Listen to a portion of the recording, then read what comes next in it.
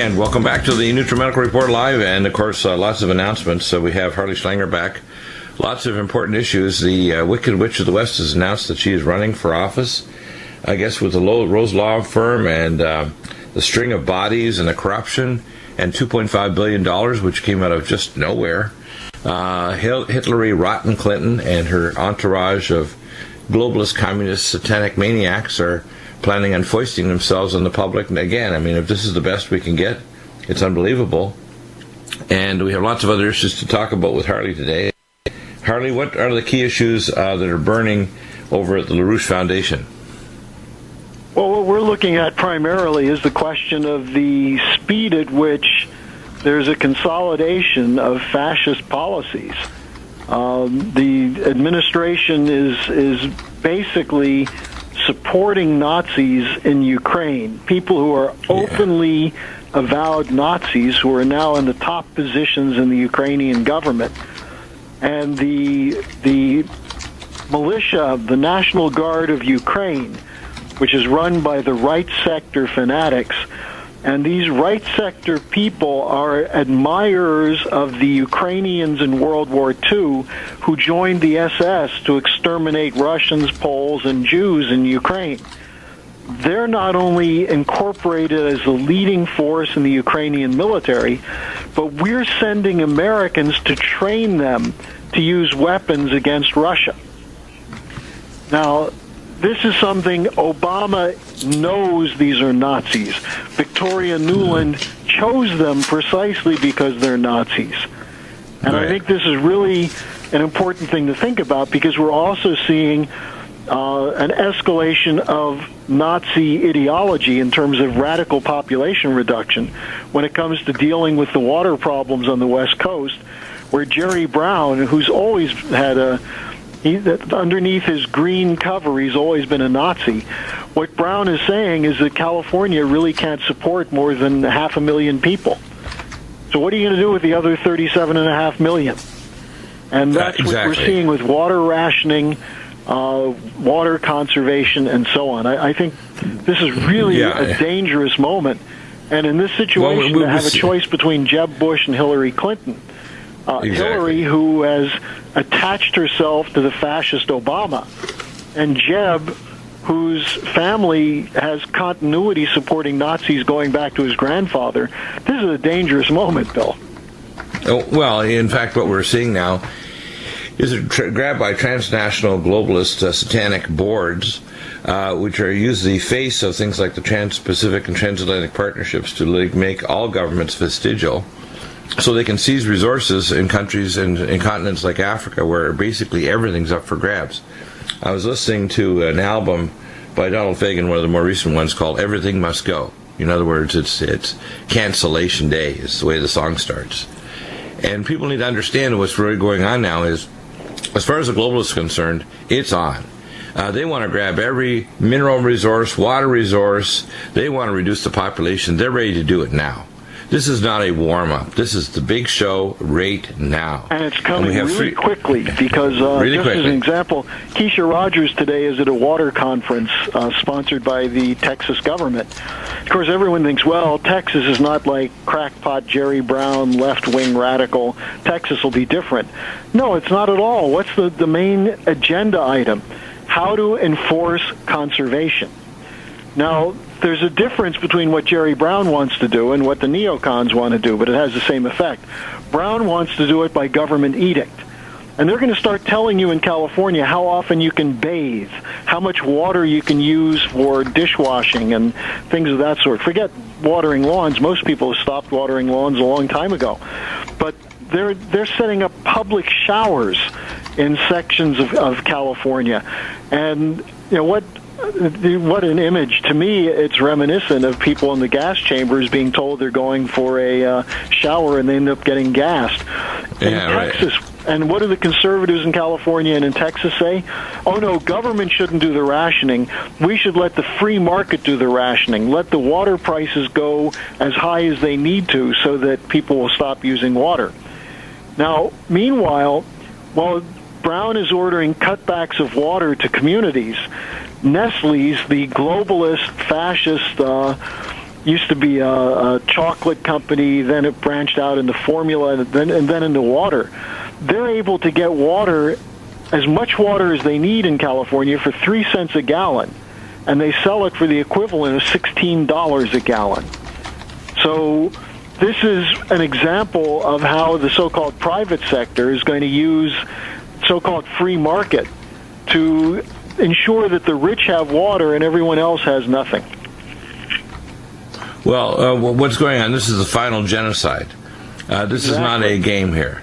And people need to understand that this, along with the French treaty, which is going to be going in by December, but the final stage is being done in the next few months, for carbon credits. If that goes in along with the Trans-Pacific and Transatlantic partnerships, these treaties will actually force the population where they can't even file lawsuits against the governments that are imposing carbon credits, which would do everything right down to controlling population size and how many showers you can take. Well, and did you see that yesterday in the Republicans say that all the Republicans are going to support, or maybe 2 or 3 won't, but they have at least 52 votes from Republicans for the fast track of the TPP. And now Ron Wyden of Oregon, who's actually decent when it comes to things such as the NSA spying, but on this he's insane. He says he's going to get 10 Democrats to support it, because Obama wants it. So there'll be a fast tracking, which means that the Congress won't be able to even read it before it goes through and becomes the law. Wow. Well, that's not a proper way for the legal process to proceed. It allows people to have it allows anybody to have any kind of yeah. In other words, it doesn't allow a proper process for people to dialogue and disagree and rework the bill and so on. Well, what we're seeing right now, and you said it already, is fascism, and the problem is both parties and both legs are fascist. The only person that I see that's even somewhat reasonable is Rand Paul. The other 2 candidates, Rubio and Ted Cruz, are not constitutionally able to even run as president, but yet they put their candidacy forward. I don't understand why the party allows that.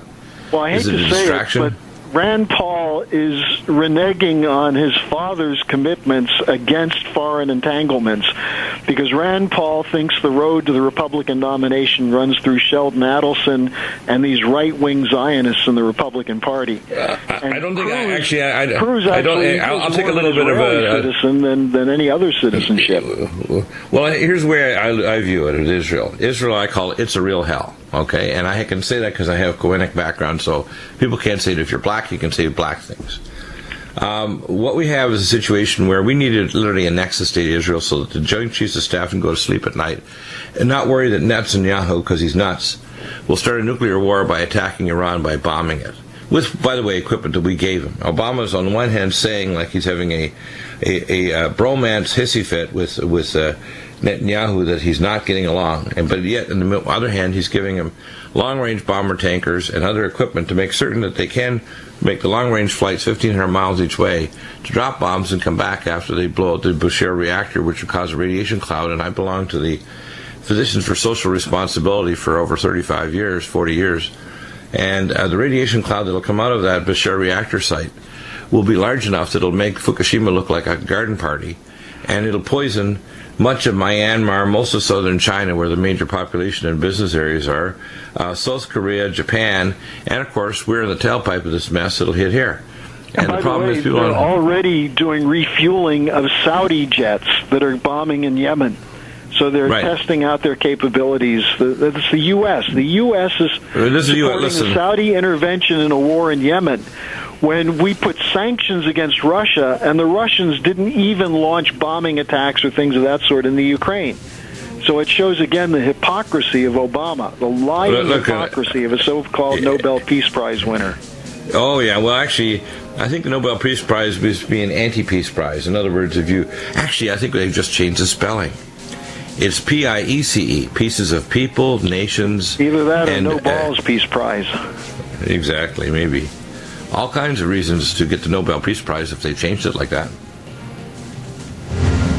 Harley, we have this story about Natalia Vitrenko. Tell us that story, because that's over the top. I mean, we see some behavior now by the government, both Obama and now Hillary Clinton on her way in, trying to get into office as president. We see situations in government that are so in your face. It's like they don't even show any sign of trying to even cover up how gross the corruption and evil is that's going on. Well, I think it's really important to take a minute to go through this, and I did send you the press release we put out that's on our website, so I assume you're going to put that up on your website. Natalia Vitrenko is an economist, and she's one of the people who, after the fall of the Berlin Wall and the collapse of communism, she said, now's the opportunity to take countries like Ukraine, where she lives, and Russia and Eastern Germany, and bring them into the Western economic system.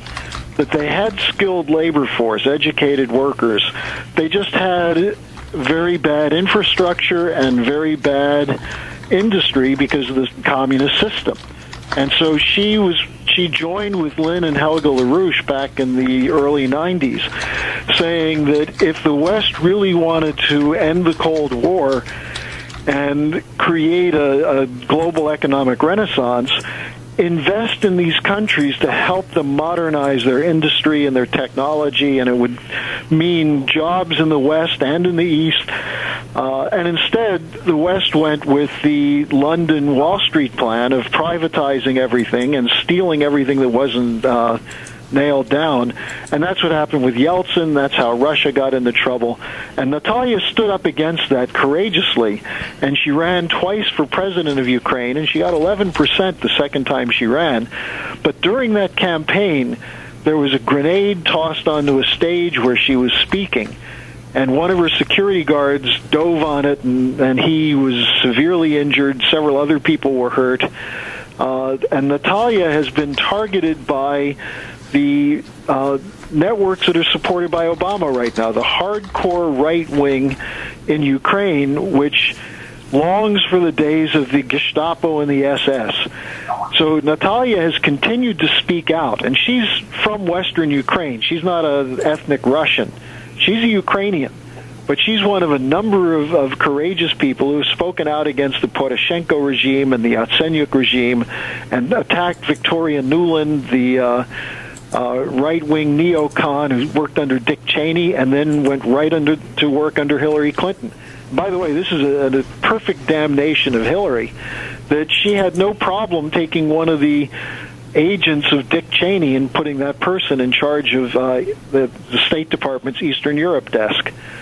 So anyway, in the last week, there's a statement issued by the head of the internal security of Ukraine saying that they are going to have to increase their surveillance against Russia's intervention into Ukraine, and they called on the people to report any suspicious activities that are against the government of Ukraine. So they're repeating what the Nazi Gestapo did and also what the communist East German Stasi did. You have in every apartment building one or two people spying for the government.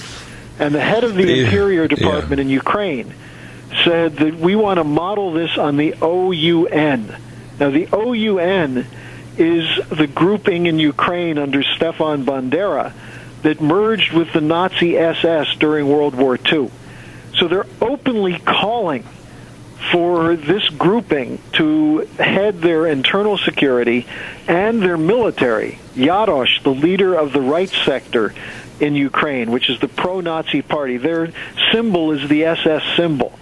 Wow. He was just named special advisor to the Joint Chiefs of Staff of Ukraine and to the president. So Natalia speaks out against it, and she's been summoned, and she's told that she's under investigation for treason. Now, one of her fellow party members from the independent party that ran campaigns for president in the parliament is already in prison and has been beaten. And what Lyndon LaRouche did is put out a statement today saying a warning to Victoria Nuland: if anything happens to Natalia Vitrenko, her blood will be on your hands and the hands of President Obama. And we circulated that throughout the State Department today, and it caused a real freak out because, first of all, there are a lot of people who don't like Nuland. But secondly, there are a lot of people who know that the State Department is covering up for the U.S. working with Nazis in Ukraine and jihadists in the Middle East, and they don't like it to be presented. Well, they know that they were. It goes back to Benghazi. Benghazi was a transshipment and Stevens was an arms dealer. And they're trying to get back a bunch of equipment that they give to the Libyans, including these man pads. And what happened is they didn't want to give back the equipment, so they attacked the compound. And that's why they didn't give them any coverage or any retaliation, because they didn't want this to blow. They wanted Stevens and all the other members in the area to die.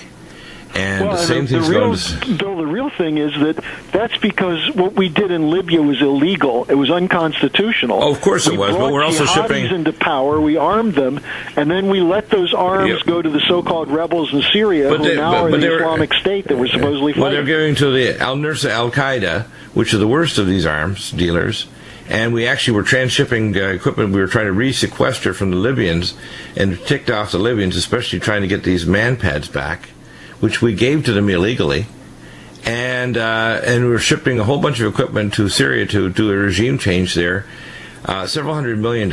We actually were dealing with specific black market arms dealers directly with the State Department and Hillary Rodham Clinton, and the State Department has a lot to answer for here, and goes right up to the White House, because Obama stamped the whole damn thing, and so did Hillary Clinton, and they try to cover it up, and now she's running for office. I think this is disgusting. The fact that she's running, to me... Bill, I agree with you completely on that, but I would say one more thing. What's really disgusting is the president is the one who called the shots on this. Hillary supported him, and she should be held responsible for supporting the illegal activity. But Obama organized it and ran it, and he bragged about it, as did Hillary. They said, we got rid of Gaddafi. When Gaddafi... The people he was targeting in eastern Libya, when they said, we're protecting people that Gaddafi's going to attack, who are we protecting? The jihadists, the people who are now the Islamic State in Libya. That's who Gaddafi was going after. And Hillary is responsible for covering up a criminal policy that violated the U.S. Constitution. And as you may have noticed, Obama's authorization for use of military force in Iraq and Syria, that's not going to go through the Congress, so he's still acting illegally every time we bomb someone in the Middle East. Well, I think that he should be been going through a military tribunal already. Right now, Obama should be charged, and so should Hillary, not going through a regular civil, but a military tribunal for a violation of their duties as officers of the state in terms of the military operations. I would go a step further to say that all those people who oppose Obama and talk against Obama in the Congress, who have allowed him to do this without bringing a bill of impeachment, they should minimally be thrown out of office, because they're violating their oath of office. Of course they have. And the fact they've allowed this to happen and they know better, they're not stupid. They'll have all those links up. This is amazing developments. I mean, every week there's so much serious news going on. Well, and I was just telling Bill on the break that Natalia Vitrenko has just sent out an open letter that she delivered to the Prosecutor General of Ukraine. Right. And there's a pretrial investigation going on against her, and the organization she set up, which is called the All Ukraine Women's Organization, Dar Zhizhny, which means gift of life. Right. And that's what she's the head of. And their funds were frozen, and her funds were frozen, based on a report that those funds were being used to undermine the security of Ukraine. So in Ukrainian law, she's entitled to see the evidence before the court case takes place. So she's saying, present the evidence. I want to see the evidence. I'm perfectly happy to go to court and prove this is just fabrication. And instead of providing evidence, they're just saying that she's a criminal, an enemy of the people. They're saying that some of these funds may have been used to kill members of the Ukrainian military. So they're really... Now, remember what we were saying in the last segment. The Ukraine government, for all intents and purposes, is a Nazi government. There's a think tank in Europe called the European Institute on Geopolitics. And the person who heads it up is I believe from Finland. And what he said yesterday in a press conference, because he was asked about the Vitrenko case, and he said Ukraine is the first Nazi state in Europe since the end of World War II. Now, this is from someone in the EU, which is supporting Ukraine. The EU is supporting them. This guy is obviously not. So this is what the Russians are reacting to in Ukraine.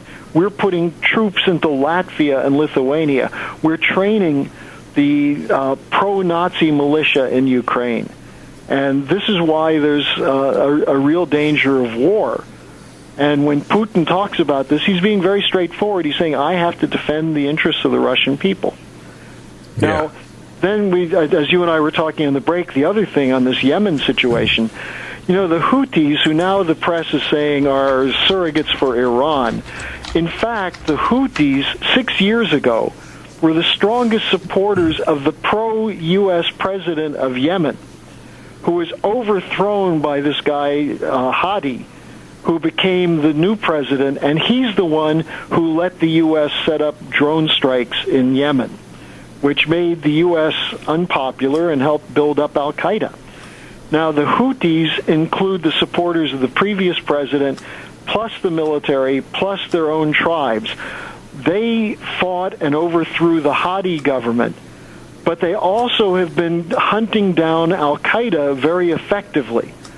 And so the Saudis launched bombing attacks against them after they took over the capital of Yemen, which is a city called Sana'a, and they were moving on Aden, which is the main port of Yemen. And so the Saudis launched bombing attacks, and as a result, instead of being able to destroy al-Qaeda in the Arabian Peninsula, that organization, which is targeting America for terrorism, that organization is now taking over whole sections of the south of the country, supported by the Saudis. And the Saudi bombing is supported by the U.S. We're giving them extra munitions. We're giving them logistics. We're letting our... We're actually, it's not just there, though. We're doing the same thing with ISIS and ISIL up in Iraq. We're actually inside territory that we know is known ISIS territory. We're doing airdrops of weapons, munitions, and satellite phones.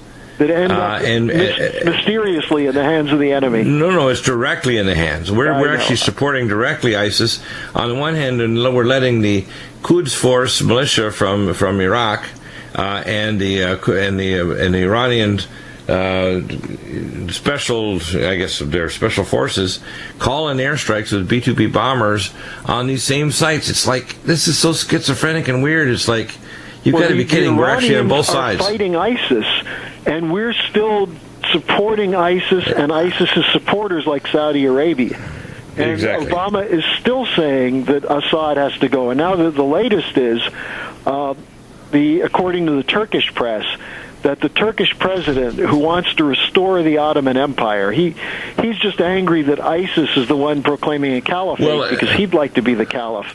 He just had a what I've heard is that most of the ISIS attacks are being coordinated right from Istanbul. That in fact that Mr. Tayyip is a sieve. Right, that they've given, I think it's, 50,000 passports to Turkish citizens to actually go and fight, and they're coming through there, and 47% of the fighters coming from Europe have French passports. And they go through Turkey, and here's the situation.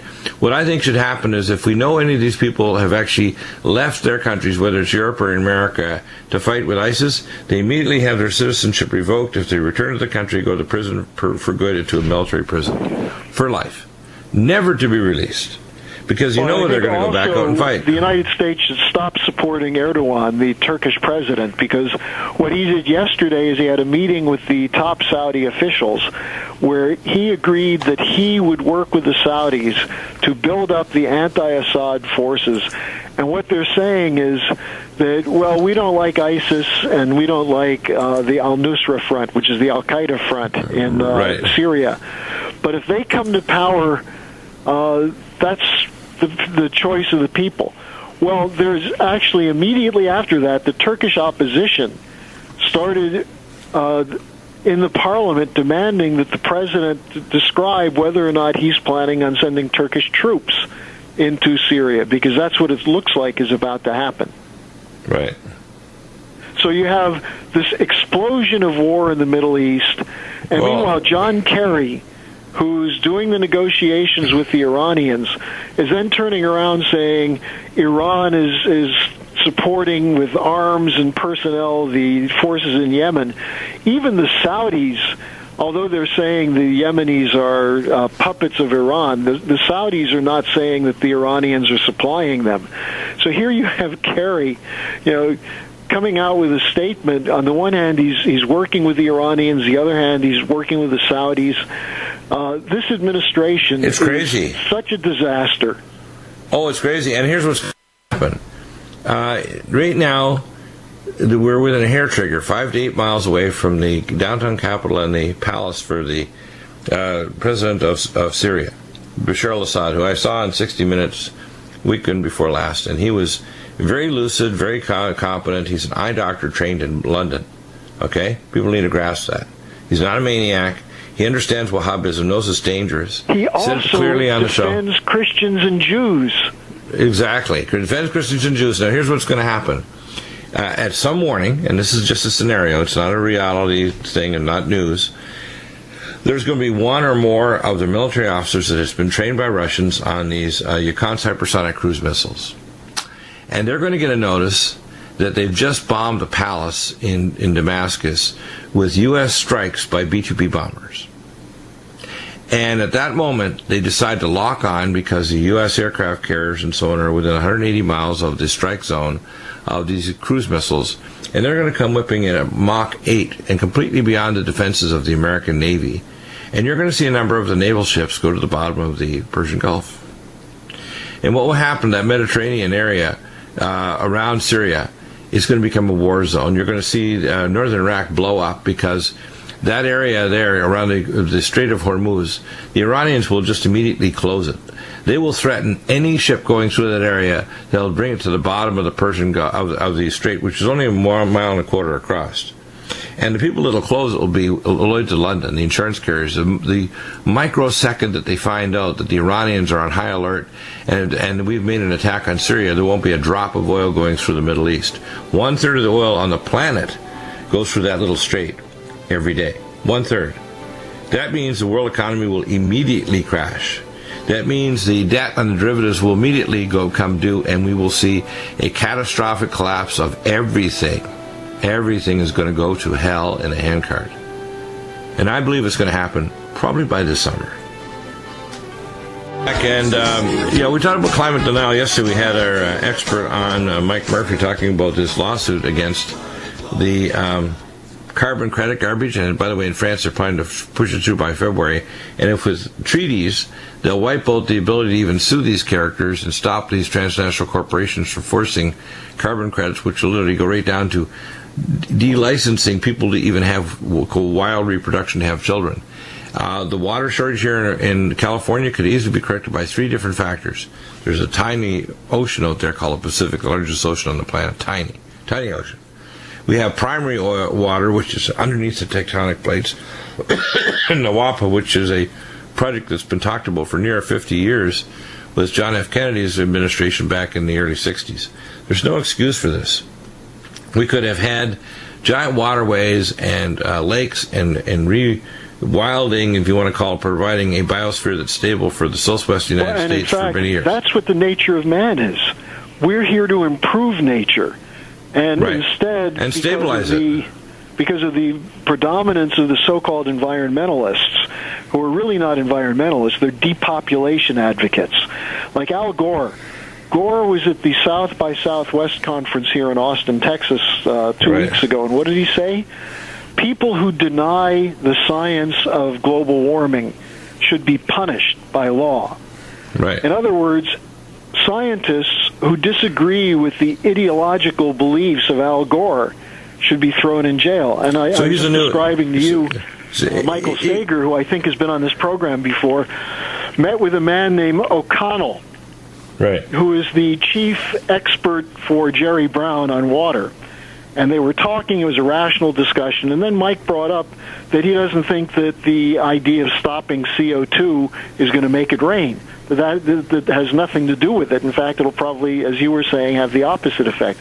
And O'Connell at that point said, "You don't believe that man is destroying the planet?" And Michael said, you have in your own records of California's geologic history that there have been major droughts over the last 10 million years, long before there was a single car, a single factory, or a single human being in California. Right. And O'Connell jumped up and said, "Get out of here, I'm calling the police." And he told his secretary, "Call the police." And Michael said, "So you don't believe there were droughts 10 million years ago in California?" And he said, "You're harassing me. Tell the police I'm being harassed." And we were told at that point that we would be arrested if we went around and talked to people in the Capitol in Sacramento. Now, that's what LaRouche is referring to when he says we're seeing a fascist policy being implemented where they're not only not going to allow debate on the Trans-Pacific Partnership, they're not going to allow disagreement. And this is going beyond Hitler. I mean, if you disagreed with Hitler, you'd get killed. Here, they're going to pass a law saying you can't disagree, and if you do, you'll go to jail or you'll be killed. And if people don't believe this, they should go back and look at the records of what people were saying in the early 30s in Germany, where they said, well, Hitler will never go that far, he'll never make it, he'll never do these things. And many of those people who said that, who unarmed the population in the face of the Nazis, were the first victims of Hitler's killers. Yeah, they're the brown shirts. General von Schleicher, who was the former president, who could have resisted the Hitler takeover, and he didn't. And in 1934, there was a knock on his door, and he opened it, and the black shirts shot and killed him and his wife and his son. Right. Yeah, exactly. Now, people might be assaulted by this, but the fact is that you and I, what we are in a sense is almost like the modern version of ancient prophets, warning the destruction of ancient Israel.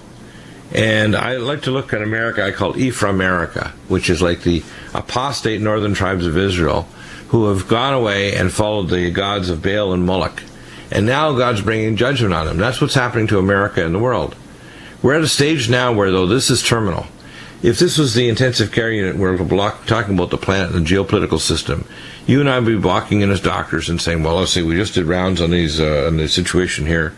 We see a number of nations that are basically on life support. That one over there looks like their pupils are fixed and dilate, and that one is so cold they look like they've just come out of a meat locker. The fact is that we have a situation now where the world is terminal. At the rate we're going, if we don't have a major change in the heart of mankind, a major change in the direction, and by the way, we are in control. We don't have to be victims.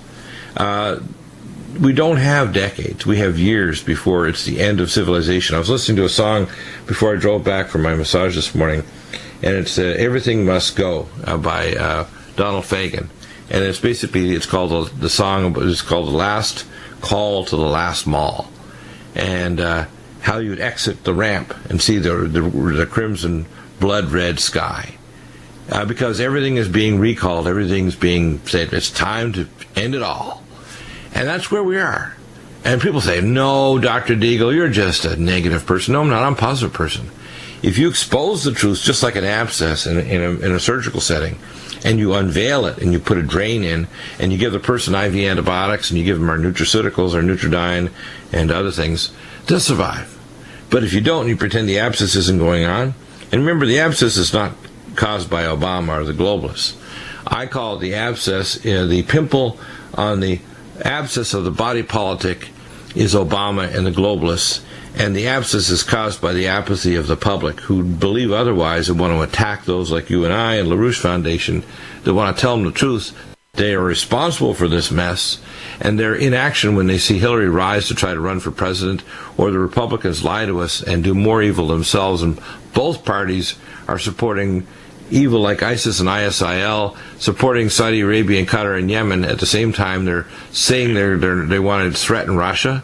I mean, this is a policy that's going to bring about World War III. Of how I think we have to deal with this, because LaRouche said yesterday, we've got to be very clear with the American people that this is a real threat. And right. In his statement on Natalia Vitvenko, which is up on your links there, right. He finished by saying, 70 years ago, we defeated the Nazis. And he said, I'm one who was in the Army then, and I dedicated my life to make sure that we never saw this happen again. Where are the rest of you who said never again? And I think the important thing here is that what LaRouche is saying is that most Americans, if given a choice, would not tolerate any of this stuff. But if the choice is that they have to be vocal to stop it, they're afraid. They've been conditioned to retreat. And what we've got to do is, there are two things. One is we've got to tell people about the real crises that exist, the danger of fascism. But secondly, the rest of the world is shifting. The majority of the population of the world is undergoing policies of economic development and growth using precisely the ideas that represent the American system of economics. And we're the ones who are going backward under this London, Wall Street cabal that runs the president and the Congress. So the question is, will the American people step up? And just one final note on this question. There are celebrations in a number of countries next month because May 9th marks the end of the 1945, the end of World War II in Europe, and that's the 70th anniversary celebration. There's not going to be a celebration in the United States, an official recognition of this. The Russians have invited other countries to come to Moscow, and most of Europe is going to come there for commemoration. The United States, when the Hungarian president said he was going to, or the Czech president said he was going to go to Moscow, the U.S. ambassador told him that would be bad because it would be encouraging the Russians. And the president of the Czech Republic kicked the U.S. ambassador out of Czechia, and he said, you don't tell the president of Czechia which countries he can visit. And I think that typifies the question of the U.S. administration, the Obama administration, acting like Hitler in the bunker. And the rest of the world, even a country like the Czech Republic, is rebelling against it. Yeah, it really is over the top. And when you look at it, it's a policy that's guaranteed to bring about economic collapse, ecological collapse with the carbon credits, and World War III. That's what they're doing. People should go to LaRouchePAC.com and get your ammunition you need from LaRouchePAC of ideas and go out and organize. Don't be submissive. Yeah, in fact, this is the big fight. If you want to put it off before putting it off again, the next event you may notice will be to cover your eyes and see your bones without an X-ray film. As you see the big flash, like that song I just said from Donald Fagen, The Last Call to the Last Mall, everything's going to be canceled. Everything's going to be canceled, including your life and the life of your family and your nation, if you don't step up to the plate now. It's cancellation day, as it says in the song. All right, talk to you next week, Bill. Amazing. Back in a moment, hour number 2 coming up, and then hour number 3, an amazing new book by Dr. Bob Thiel. The prophecies tied directly with the candidacy of Hillary Rotten Clinton. Amazing. Back in hour number 2 in a moment.